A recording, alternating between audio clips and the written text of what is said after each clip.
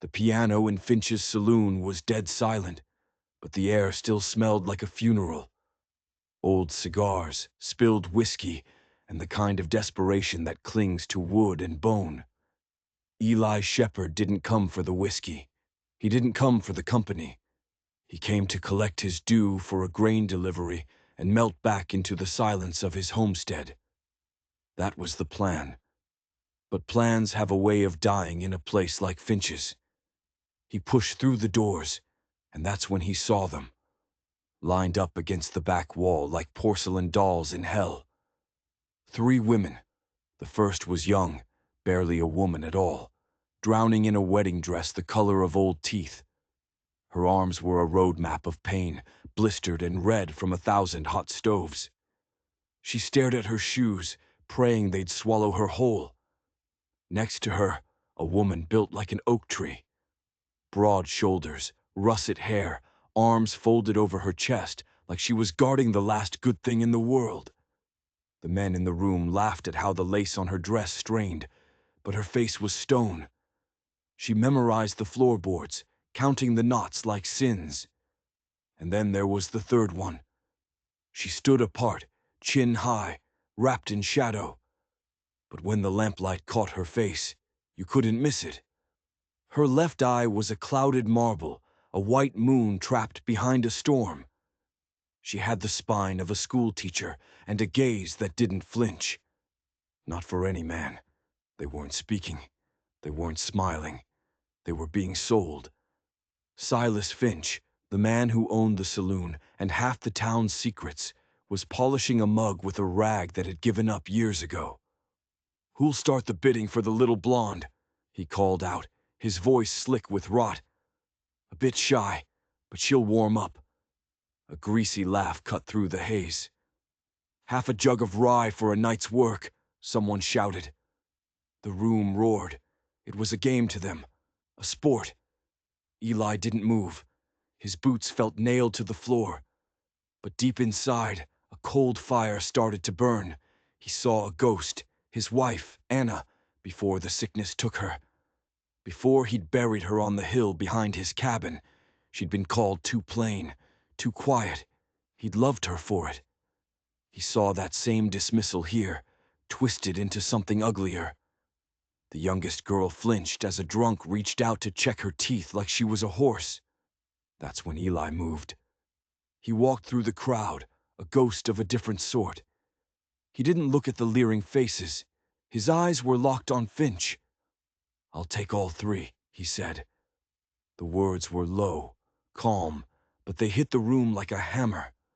The laughter choked and died. Finch blinked, his greasy smile faltering. "All 3. You've had too much already, Shepherd." Eli reached into his coat. He didn't pull out a weapon. He pulled out a leather pouch and emptied it onto the bar. Clean silver coins. Heavy. Real. The kind of money that doesn't talk. It swears an oath. "They're not cattle, Silas," Eli said, his voice flat as a tombstone. "They're coming with me." A young ranch hand, face red with cheap whiskey and wounded pride, spat on the floor near Eli's boot. "What are you gonna do, Shepherd? Start your own convent?" Eli didn't answer. He just turned and opened the saloon door. The air outside was thick, heavy with the promise of a storm that was long overdue. For a heartbeat, nobody moved. The whole saloon held its breath. Then the proud one, the teacher with the clouded eye, stepped forward. She walked past Eli without a glance, her back ramrod straight. The strong one followed, her shoulders set like she was marching into a war. Last came the young girl, her burned arms clutched to her chest. She stumbled, half expecting a hand to grab her, to drag her back into the noise and the filth. But no one stopped them. They disappeared into the night. 3 ghosts in tattered wedding gowns, leaving a saloon full of stunned and angry men behind them. What had he just done? He didn't know if he'd saved them, or just condemned them all to something worse. The ride back to his homestead was a long, rumbling silence. The wagon wheels cut through the dark, and the three women sat huddled together, their faces pale in the slivers of moonlight. Lena, the young one, had fallen asleep, her head lolling against the rough sideboard. May, the strong one, sat bolt upright, staring into the blackness like she was daring it to challenge her. And June, the teacher, had her hands folded in her lap, perfectly still, as if she were in church. Eli didn't look back. He just kept his eyes on the trail, feeling the weight of his decision in the cold night air. He wasn't saving them. He knew that. He was just offering a place to land. A place where the wolves couldn't reach them, for a little while at least. The cabin finally appeared through the trees as the sky began to bleed from black to gray. It wasn't much. A simple log structure with a tired porch and a single lantern burning a lonely welcome in the window. Eli pulled the wagon to a halt. He didn't help them down. He just unlocked the door and stood aside, letting the silence of the place speak for itself. "It's clean," was all he said. Inside, the air was cool and smelled of pine and wood smoke. There was a stone hearth, two simple cots, and a braided rug that his wife Anna had made with her own hands. Dust motes danced in the faint light. The silence in here was different from the silence in the wagon. This was a waiting silence, an empty space ready to be filled. June claimed the cot by the window without a word. May sat on the floor, stretching her back with a tired groan. Lena, however, hovered by the door, a frightened bird unsure if it was a cage or a nest. Eli brought them water and a loaf of bread, setting it on the small wooden table. He didn't say goodnight. He just took off his hat, gave a single formal nod, and stepped back outside. He sat on the porch steps, the wind a cold hand on his jaw. The world was waking up, but he felt like he was just stepping into a dream. He heard the floorboards creak behind him. It was June. She came out and sat in the old rocking chair, not next to him, but near. She didn't speak. She just sat there, watching the horizon turn from gray to a soft, bruised purple. They sat like that for a long time, two strangers sharing a dawn. He didn't know their names. He didn't know their stories. But as the first rays of sun crested the hills, he knew one thing. This was only the beginning. And the storm he'd felt brewing in the saloon, it hadn't passed. It had followed them home. The first morning broke with an uneasy quiet. 3 wedding dresses, symbols of broken promises, hung on the porch rail, steaming in the cool dawn air. No one had said a word since arriving. The only sounds were the crackle of a new fire and the groan of old floorboards. Lena was the first to stir. She moved like a phantom in her borrowed nightgown, her scarred arms catching the morning light as she reached for a heavy iron skillet. She cracked 2 eggs into it, her movements small and precise, as if she expected a blow to come at any second. Eli watched her from the barn, a tightness in his chest. Then May emerged, her face a mask of determination. She found the woodshed, grabbed the axe, and began splitting logs with a fierce, rhythmic power. Each strike was a declaration. I am useful. I am strong. When Eli approached, she didn't even look up. Fence is weak, she grunted and kept swinging. She was building a wall, not just of wood, but of purpose. June stayed inside. She stood before a cracked mirror, brushing her long hair with methodical, even strokes. Her one good eye was clear and focused. Her clouded eyes seemed to see something else entirely, something far away. You don't have to work, Eli said, leaning in the doorway. You can just rest. She met his gaze in the reflection. Idle hands are a sin the town loves to punish. Her words hung in the air, a warning. The house was changing. The ghosts of Eli's past were making room for the living. The kettle began to hiss. A broom whispered across the floor. Then a sharp crack, followed by a curse from the yard. May had broken the axe handle. A splinter of wood was buried deep in her thumb. For a second, a flicker of a grin crossed her face, then a wince of pain. Lena rushed out with a clean cloth. May tried to wave her off. "I've had worse." But she let the small, trembling hands of the younger girl tend to the wound. It was the first crack in her armor.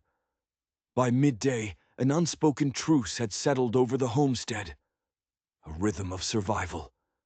June cleaned, Lena cooked, May fixed. Eli worked the land, the steady tap of his hammer a reassuring heartbeat. They moved around each other, orbits of pain and resilience, careful not to collide. But the town wasn't so quiet. That evening, a visitor appeared. Miss Tansy, an old woman with eyes that had seen too much and a tongue that wasn't afraid to say it. "They're talking, Eli," she said, no preamble. "Calling you a fool, or worse, saying you bought yourself a private harem." Eli kept oiling his lantern, his face impassive. "Let them talk." "This ain't just talk," she hissed. "You have a plan for these women?" "I have a roof," he said simply. They needed one. Miss Tansy squinted, her gaze shifting to the figures moving inside the lamplit cabin. "You brought trouble home, Shepherd." She then lowered her voice. "That one, May. She broke a man's jaw back in Tennessee. The young one, Lena. Her father was a cook for a wealthy rancher. He died, suddenly. And June," she paused. "They say a man threw boiling oil in her face for teaching Latin. Called her a witch." Eli's jaw clenched so hard, a muscle jumped. "And the town blames them." "The town always blames the strange and the broken," Tansy said. "You think you're their savior, Eli, but you might just be their final damnation." With that, she turned and shuffled back into the twilight, leaving her words hanging like a noose. That night at the dinner table, the silence was heavy with unspoken questions. Finally, June asked it. Her voice was soft, but it cut through the room. "Do you intend to marry any of us?" Eli put down his fork. He looked at each of them, at Lena, staring at her lap, at May, watching him with wary eyes, at June, her gaze direct and unflinching. "No." A breath seemed to leave Lena's body. "Good," June said. "We're not here to be your wives. We're here to be left alone." "That's all I'm offering," Eli agreed. May leaned back in her chair, a flicker of something new in her eyes. Respect, maybe. "Well then, I suppose we know where we stand." Later, out on the porch, May sat whittling a piece of wood. "You trust too easy," Eli said into the darkness. She gave a short, bitter laugh. "And you don't trust at all." She looked at him, her eyes sharp in the moonlight. "You think you're saving us, but I think you're just as lonely as we are." "I am," he admitted, the words tasting like rust. "But that doesn't make me wrong." She stopped carving. Her voice dropped lower. "They told me I was too much, too tall, too strong, too loud. Meant it as an insult. I decided to wear it like armor." Eli turned to her, a ghost of a smile on his lips. "Maybe you weren't too much, May. Maybe they were just too little." For the first time, she looked at him, really looked at him, and in that moment a fragile, unspoken alliance was forged. Inside, Lena watched them from the window, her hand pressed against the cool glass. June was reading from a worn book, her voice a low murmur. The house was breathing again. It was filled not with ghosts, but with survivors. But Eli knew what Miss Tansy knew. The town wasn't just talking, it was watching and waiting. And the quiet wouldn't last. The wind turned on the third day. It wasn't a storm, just a dry, whispering threat that coiled around the corners of the cabin. An unseen tension had crept into their fragile routine. It snapped that afternoon. Lena was washing dishes when she heard it. Footsteps on the gravel path. She dropped a plate, and it shattered on the floorboards. Her hands flew to her chest, her eyes wide with a terror that had nothing to do with broken pottery. "It's just the wind," she whispered, but her face was ashen. It wasn't the wind. Standing at the edge of the property was a man Eli recognized from the saloon. Clay Bishop. A thick-necked ranch hand who'd made a crude joke about May the night of the auction. He hadn't been laughing when he left. Now he was back, and he wasn't smiling. "You're not welcome here, Bishop," Eli said, stepping off the porch. Clay spat a brown stream of tobacco juice into the dust. "Ain't here for you, Shepherd. I'm here for what's mine." "You don't own anything here." "I got a claim on the big one," Clay sneered, his eyes locking on the cabin door. "Paid Finch a good price for her." Suddenly, May was there, standing beside Eli. She was barefoot, her face smudged with dirt, but she stood as tall as a mountain. "You offered a bottle of cheap rye and a laugh," she said, her voice dangerously calm. "That's not a claim. That's an insult." Clay's face darkened. "Think you're too good for me now that you're Shepherd's charity case?" "I was always too good for you," she replied, and the words were like stones. Clay took a step forward, his hand dropping to the hilt of the knife on his belt. Eli didn't move a muscle. He just stood there, a silent wall. But Clay's eyes flickered past him, to the porch, to the rifle resting against the post. Unloaded, but waiting. "You can turn around and ride away," Eli said, his voice flat. "Or you can try your luck, but you are leaving." Clay stared for a long moment, his little pig eyes darting from Eli to May to the rifle. He let out a harsh, ugly laugh, then spun on his heel and stalked back to his horse. He didn't ride off fast. He rode off slow. A promise. "I'll be back." The silence he left behind was heavy and suffocating. May didn't say a word. She just went back inside. That night, the fire in the hearth seemed smaller, the shadows in the corners deeper. "What happens?" Lena asked in a voice barely above a whisper. "When the next one comes?" No one had an answer. Later, Eli found May by the barn, staring out at the vast, empty prairie. "You shouldn't have done that," she said without turning. "Done what? Stood by you? Made an enemy for us." She finally looked at him. "It never ends, does it? The fighting, the proving you have a right to just be." Eli had no words of comfort. Instead, he told her a piece of the truth. "My wife, Anna, she was sick for a long time. The doctor from town, he was supposed to come. He was late. Too late." He paused, the memory still a raw wound. "I always wondered why. Now, I'm starting to think I was a fool for not asking." May's expression softened almost imperceptibly. "You're not a fool, Eli.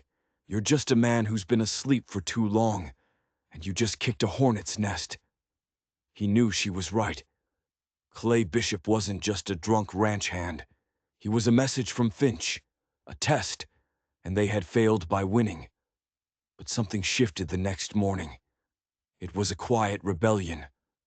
June, who hadn't spoken of her old life, took a piece of charcoal and began writing letters on a spare piece of wood. The alphabet, simple, defiant.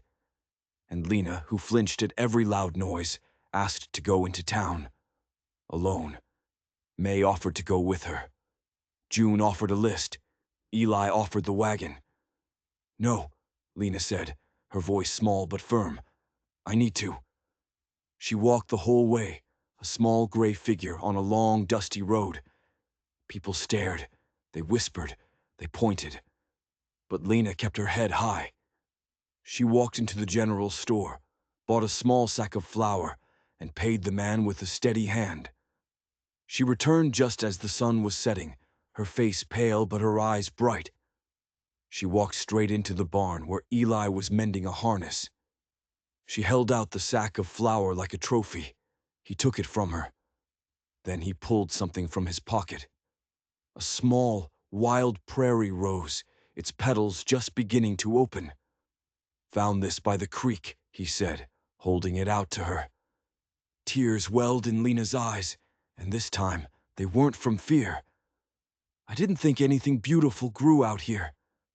"It does," Eli said softly. "You just have to look."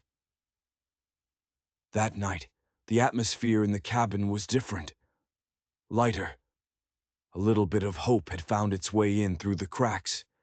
But hope is a fragile thing. 2 days later, the sheriff came to call.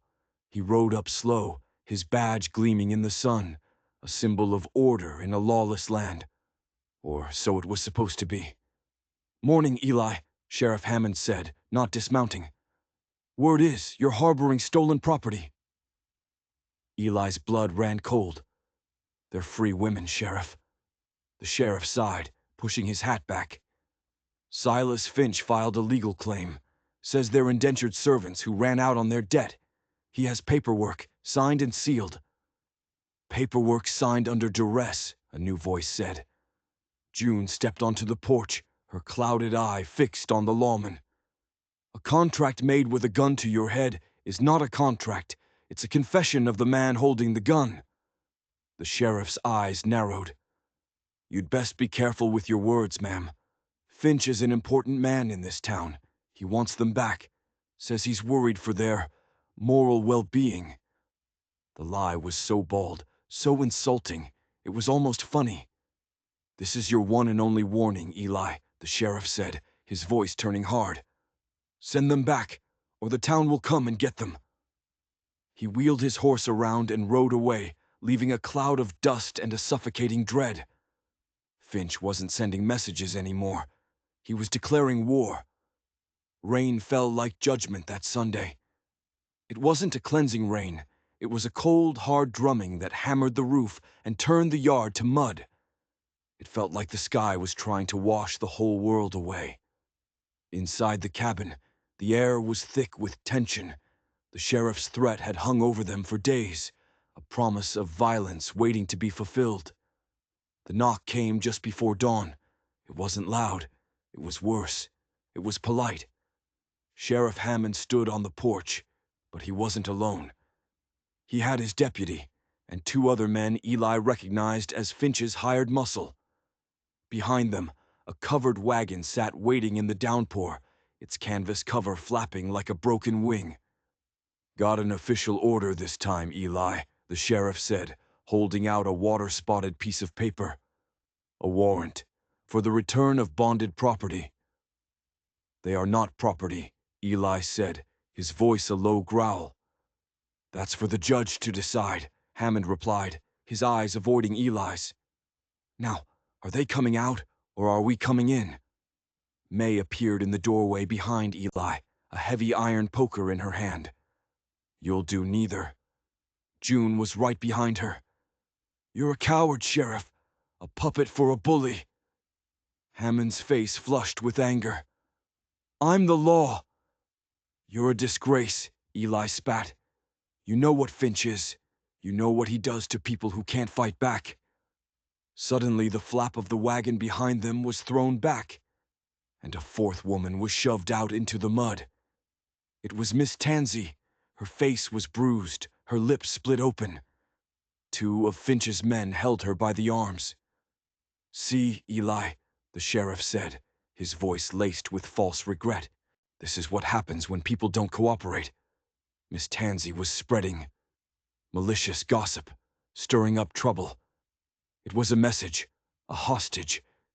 "This is what we will do to them." Lena let out a choked sob from inside the cabin. Eli looked at the men, at the sheriff's weak, complicit face, at Miss Tansey's defiant, beaten one. And in that moment, something inside him broke. The quiet, grieving farmer was gone. "You let her go," he said, his voice dangerously quiet. "Hand over the women, and she's free to go," Hammond countered. This was it, the line in the sand. Eli took a slow step back into the cabin. He reached above the mantel, his hand closing around the cool, smooth wood of his wife's old rifle. the one he hadn't touched in years. When he stepped back out, the rain was plastering his hair to his forehead, but his eyes were burning. "There's been enough talk," he said. He didn't point the rifle at the sheriff. He pointed it at the sky and fired. The gunshot ripped through the morning, a deafening crack of thunder that echoed off the hills. It wasn't a threat. It was a signal. For a second, nothing happened. The sheriff and his men just stared, confused. Then they heard it. The sound of hoofbeats. Not one horse, but a dozen, maybe more. They came pouring over the rise, farmers, ranchers. Men Eli had known his whole life, men who had been whispering in the town, watching, waiting. They carried hunting rifles, shotguns, and faces like stone. They formed a silent, armed line behind Eli, their horses stamping nervously in the mud. Sheriff Hammond's jaw dropped. He looked from Eli to the line of grim-faced men and back again. "What is this, Shepherd?" he stammered.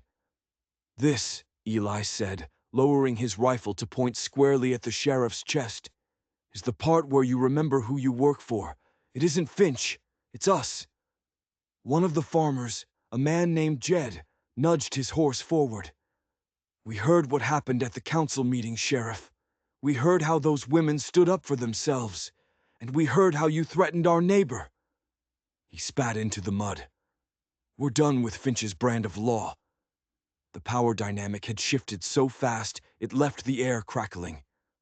The sheriff's men looked at each other, their bravado gone. "Let Miss Tansey go," Eli ordered.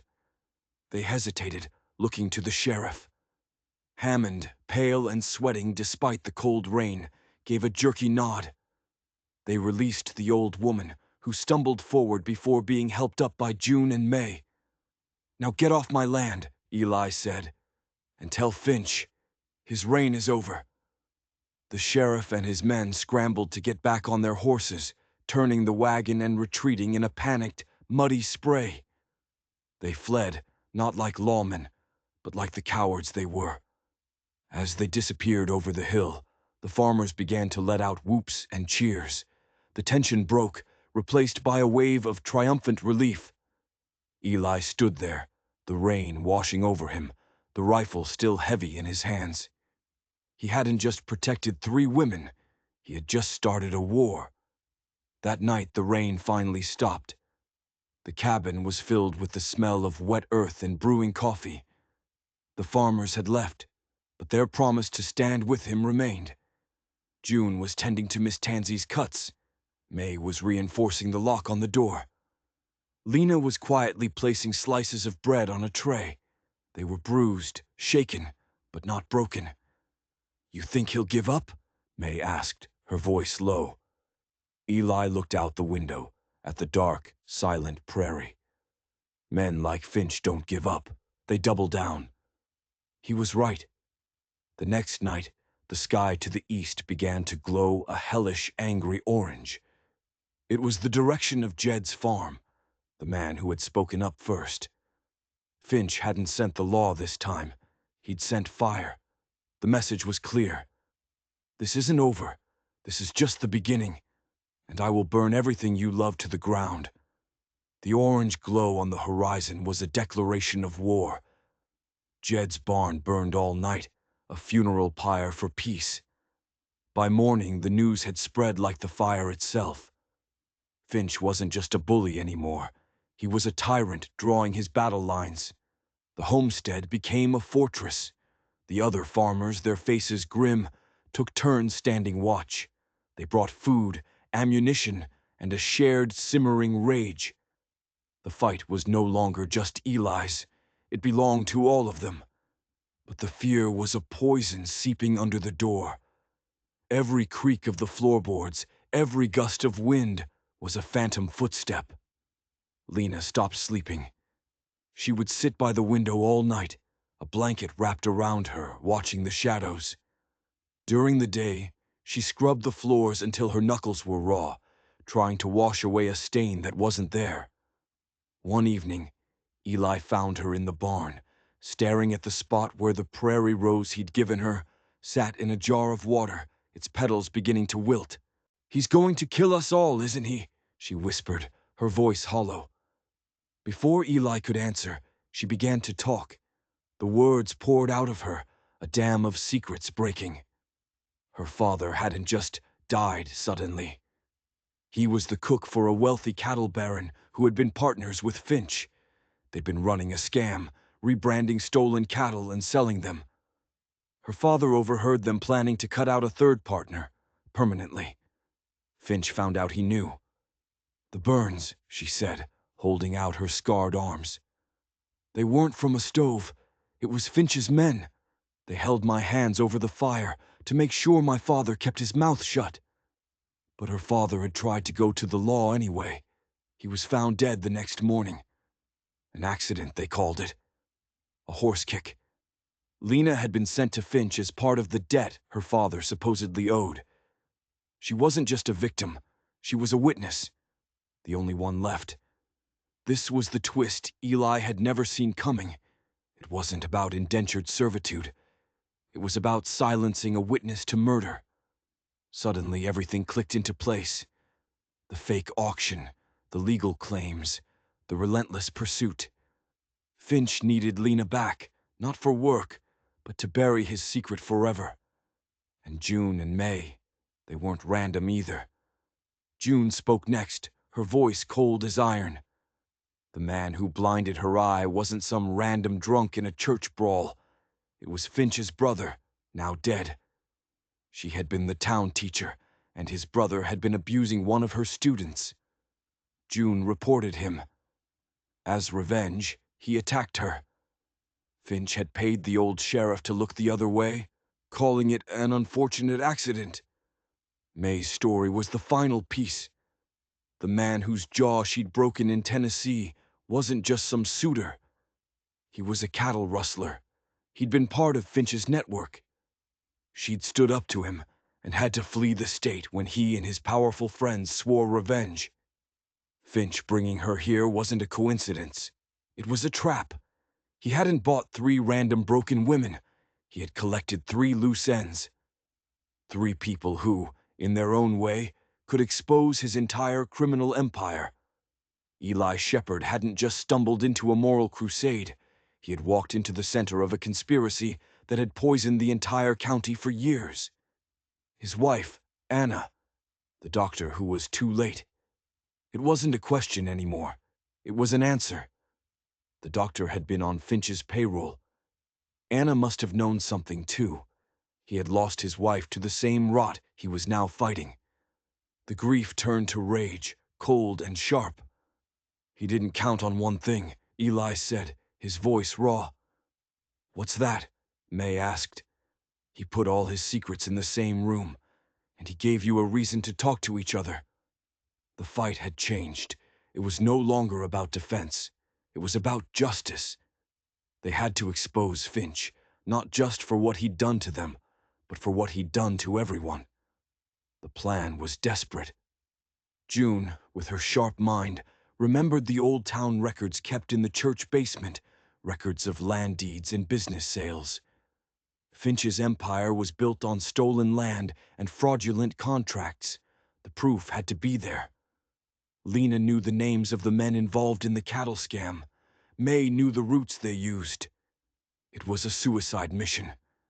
They had to get into the heart of the town, right under the noses of Finch and his puppet sheriff.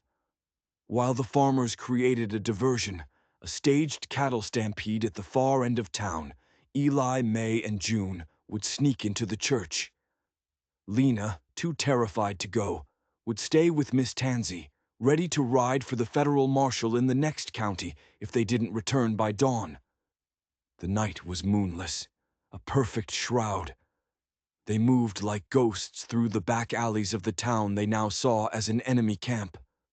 The church loomed before them, its steeple a black finger pointing at the sky. The lock on the basement door was old and rusty. May broke it with a single sharp blow from a crowbar. The basement smelled of dust and decay. Piles of old records, bound in twine, were stacked in crumbling shelves. It was a graveyard of forgotten truths. Look for anything with Finch's name on it, June whispered, lighting a lantern.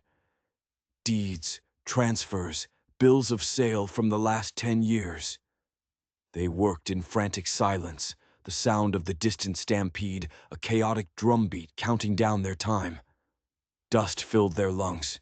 The parchment was dry and brittle. Then June found it. A ledger, hidden inside a hollowed-out Bible. Her good eye scanned the pages, her breath catching in her throat. It was all there.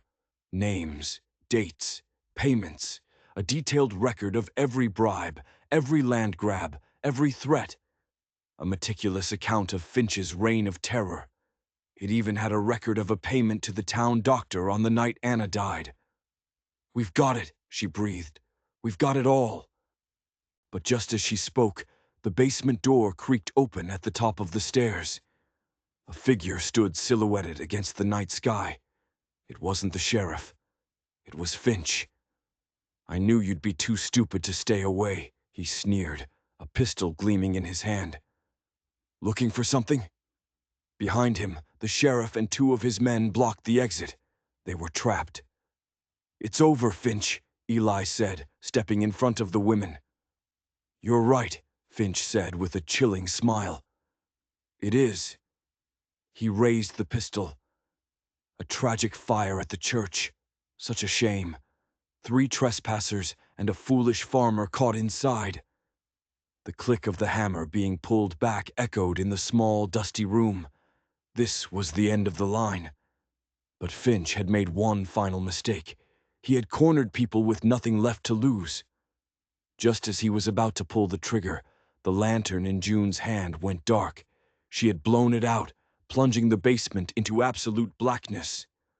Gunshots exploded in the confined space, the muzzle flashes illuminating terrifying split-second tableaus. May roared and charged into the darkness, swinging the crowbar. A man screamed. Eli tackled the sheriff, sending them both tumbling into a pile of old records. It was chaos, the smell of gunpowder and fear. June, holding the ledger tight to her chest, scrambled for the stairs. Finch fired wildly, the bullet splintering the wood next to her head. She burst out of the basement and into the night, running for her life, clutching the one thing that could burn Silas Finch to the ground. The truth. June ran. She burst from the church basement into the chaotic night, the heavy ledger clutched to her chest like a shield. Behind her, the sounds of the fight were a muffled, brutal symphony, a man's scream, the crack of bone, a gunshot that sounded final and flat. She didn't look back. She couldn't. The town was a frenzy. The diversion, the fake stampede, had worked better than they'd hoped. Men were shouting, horses were rearing, and in the confusion, no one noticed the lone woman with a clouded eye sprinting through the alleys, her breath coming in ragged, desperate sobs. Finch's men were everywhere. She had to get to the rendezvous point, the old livery stable where Lena and Miss Tansy were waiting with the horses. If she could just get there, they could ride for the federal marshal. She rounded a corner and ran straight into a wall of a man. It was Clay Bishop, the ranch hand who had come to the homestead. His eyes widened, first in surprise, then with a cruel, knowing grin as he saw the ledger in her hands. "Going somewhere, schoolteacher?" he sneered, his hand clamping down on her arm like a vice. "Mr. Finch is gonna want to see that." June's heart sank. It was over. She had failed. But then she looked past him, and she saw a flicker of movement in the shadows of the stable across the street. It was Lena. The terrified girl who flinched at every loud noise was standing there, her face a pale mask of fear. But in her hands, she held a lit lantern, and her eyes weren't looking at June. They were looking at the piles of dry, loose hay stacked all along the stable walls. Their eyes met across the dusty street. In that one silent glance, a desperate, unspoken plan was born. June knew what Lena was thinking. It was insane. It was a suicide mission, but it was their only chance. June sagged in Clay's grip, pretending to give up. "All right," she gasped. "You win." As he loosened his hold, preparing to gloat, June did the last thing he expected. She screamed, not a scream of fear, but a battle cry. And with all her strength, she drove her heel into his instep. He howled in pain, his grip faltering for just a second. It was all she needed. She wrenched free and threw the heavy ledger with all her might. It didn't go far. It skidded across the dirt and came to rest near the stable door. "Get it!" Finch bellowed, appearing from the church alley, his face bleeding from a cut on his cheek. Clay and another man lunged for the book, and that's when Lena moved. With a small, choked cry, she swung the lantern. It shattered against the stable wall, and a river of burning oil poured down over the dry hay. The world exploded in light and heat. The hay went up with a deafening whoosh, a wall of fire erupting between Finch's men and the ledger. The flames leaped to the rafters of the old dry building, turning the entire stable into a raging inferno in seconds. The horses inside screamed. The fire was a monster, devouring everything. It was beautiful and terrifying. In the chaos, Eli and May burst out of the church, bruised and bleeding but alive. They saw the fire, they saw June, and they understood. The fire spread faster than anyone could have imagined, jumping from the stable to the adjacent building, Finch's saloon. The whole corrupt heart of the town was being cauterized by flame. People were screaming, running for buckets, their petty squabbles forgotten in the face of a force of nature. Eli grabbed June. "Where's Lena?" June pointed a trembling finger toward the inferno. Lena was trapped on the far side, the fire blocking her escape. Finch saw her too. His face, illuminated by the flames of his burning empire, was a mask of pure hatred. His proof was turning to ash, but so was his town. He had lost everything, and it was her fault. He raised his pistol, taking aim at the small, silhouetted figure of Lena, who stood frozen against a backdrop of fire. But before he could shoot, a figure flew out of the crowd. Miss Tansy, old and frail, slammed a water bucket into the back of Finch's head with all the fury of a wronged woman. He staggered, the shot going wild. The sheriff, his face a mess of blood and dirt, finally made a choice. He saw his town burning, he saw Finch aiming to kill a girl in cold blood, and he saw the faces of his neighbors watching him. He lunged and tackled Finch, knocking the gun from his hand. The two men, the corrupter and the corrupted, rolled in the dirt, their fight pathetic in the face of the roaring fire. Eli didn't hesitate. He ran, not away from the fire, but alongside it, circling the burning stable to get to Lena. He found her huddled near the back, coughing from the smoke, her face streaked with tears and soot. He scooped her into his arms and carried her away, back to where May and June were waiting. The four of them stood together, watching the fire burn. They didn't speak. They just watched as the saloon, the symbol of their torment, collapsed in on itself in a shower of sparks and embers. The fire took half the town that night. But it was a clean fire. It burned away the rot. By the time the federal marshal arrived 2 days later, guided by a pillar of smoke, it was all over. He found the charred remains of a town, a bruised and battered sheriff holding a signed confession, and a ledger, smoke-damaged but readable, that told a story of murder, greed, and corruption. Silas Finch and the last of his men were taken away in chains. They never came back. The town began to rebuild. But it was different now. The whispers were gone, replaced by a weary respect. The farmers who had stood with Eli helped him rebuild his own barn. The women of the town brought food and blankets, not as charity, but as an apology. The homestead survived. More than that, it thrived. Spring came, and with it, new life. May, using her strength, became the town's blacksmith, her hammer ringing out a new kind of law. June reopened the school, her one good eye seeing the future in the faces of her students.